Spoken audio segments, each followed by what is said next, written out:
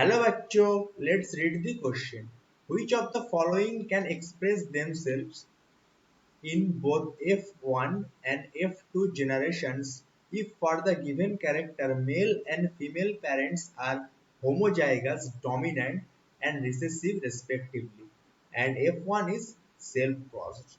तो यहाँ पे इस क्वेश्चन में बोल रहा है कि यहाँ पे कौन सा कैरेक्टर जो होगा both F1 and F2 generation में ही एक्सप्रेस करेगा, जिसके लिए हमें दिया हुआ है मेल एंड फीमेल पेरेंट जो है होमोजाइगस डोमिनेंट है, मेल यहाँ पे होमोजाइगस डोमिनेंट है और फीमेल यहाँ पे होमोजाइगस रिसेसिव है। तो यहाँ पे कौन सा होगा? ऑप्शन हमें दिया हुआ है terminal flowers, green seeds, violet flowers, wrinkle seed. तो यहाँ पे पहले इस क्वेश्चन को सॉल्व करने के लिए जो की कॉन्सेप्ट हमें भी पता होना चाहिए, that is dominance. What is dominance in genetics? Dominance क्या होता है जेनेटिक्स में?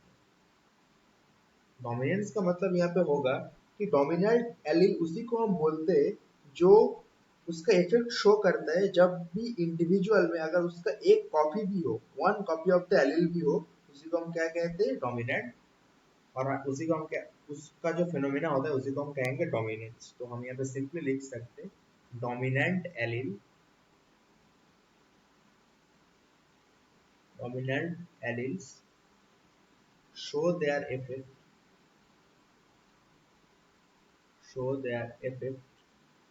even if the, sorry यहाँ पे हैंडराइटिंग ठीक कर लेंगे हम यहाँ पे,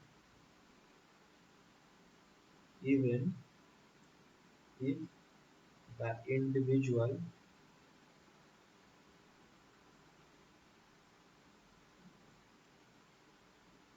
only has only one copy of the allele, one copy of the allele, इसी को हम क्या कहेंगे? डोमिनेंस। अब हम यहाँ पे जो इंफॉर्मेशन दिया हुआ है male and female parents are homozygous dominant and recessive, तो यहाँ पे हम पास में इसको समझते, यहाँ पे हम समझते कि ये मेल पेरेंट है और यहाँ पे फीमेल पेरेंट है। होमोजाइगस डोमिनेंट अगर हम मान लें तो सपोज हम मान लेते हैं कि ये होमोजाइगस डोमिनेंट है और ये होमोजाइगस रिसेसिव है। इसका अगर हम क्रॉस करवाएंगे तो F1 जनरेशन में जो आएगा वो क्या आएगा हमारे पास? ये F2 जनरेशन में अगर हम इसका सेल्फ क्रॉस करवाएंगे तो हमारे पास जो जो जीनोटाइप्स देखने को मिलेगा वो हम यहाँ पे देखेंगे with the help of Punnett square. Punnett square की मदद से जो जो जीनोटाइप यहाँ पे हमें देखने को मिलेगा वो हमें ये जो जीनोटाइप होगा वो हमें देखने को मिल जाएगा। बेसिकली ये जीनोटाइप्स F1 और F2 जनरेशन में देखने को हमें मिलेगा। अब हमें यहाँ पे ये बोल रहा है कि इनमें से कौन सा है जो बोथ F1 एंड F2 में एक्सप्रेस करेगा। तो इसका मतलब क्या है कि डोमिनेंट एलील होना चाहिए, क्योंकि यहाँ पे अगर हम यहाँ पे देख पाएंगे कि F1 में ये बना, यहाँ पे ये जो रिसेसिव एलील अगर हम यहाँ पे चूज करेंगे तो रिसेसिव एलील जो होगा इसका एक्सप्रेशन यहाँ पे नहीं शो कर पाएगा क्योंकि रिसेसिव है। यहाँ पे जो डोमिनेंट जो एलील है इसका एक्सप्रेशन यहाँ पे शो होगा।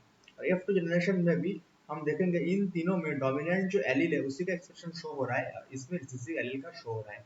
तो यहाँ पे हमें मेंडल का जो हाइब्रिडेशन एक्सपेरिमेंट था और यहाँ पे की कॉन्सेप्ट क्या हो जाएगा? Dominance and hybridisation experiment, Mendel's का हाइब्रिडाइजेशन एक्सपेरिमेंट, हाइब्रिडाइजेशन एक्सपेरिमेंट जो मेंडल ने गार्डन पी पे किए थे। इसमें जो कैरेक्टर था तो यहाँ पे टर्मिनल फ्लावर जो था ये रिसेसिव फॉर्म था। टर्मिनल फ्लावर भी क्या यहाँ के क्या क्या होगा? Recessive form. ग्रीन सीड जो था यहाँ पे ये भी रिसेसिव फॉर्म था क्योंकि येलो सीड डोमिनेंट फॉर्म था, हमें डोमिनेंट फॉर्म यहाँ पे चाहिए। वायलेट फ्लावर जो था यहाँ पे ये डोमिनेंट फॉर्म था और व्हाइट फ्लावर जो था रिसेसिव फॉर्म था। तो हमारा इस क्वेश्चन का करेक्ट आंसर कौन सा हो जाएगा? Third option. ये डोमिनेंट फॉर्म है इसलिए ये F1 एंड F2 सारे जनरेशन में ही जो एक्सप्रेशन होगा शो कर पाएगा। रिंकल सीड जो था ये भी रिसेसिव फॉर्म है क्योंकि राउंड सीड जो था वो यहाँ पे डोमिनेंट फॉर्म हो जाएगा। तो हमारे इस क्वेश्चन का करेक्ट आंसर कौन सा हो जाएगा? That is third option, violet flowers. I hope you understood this very well. Thank you.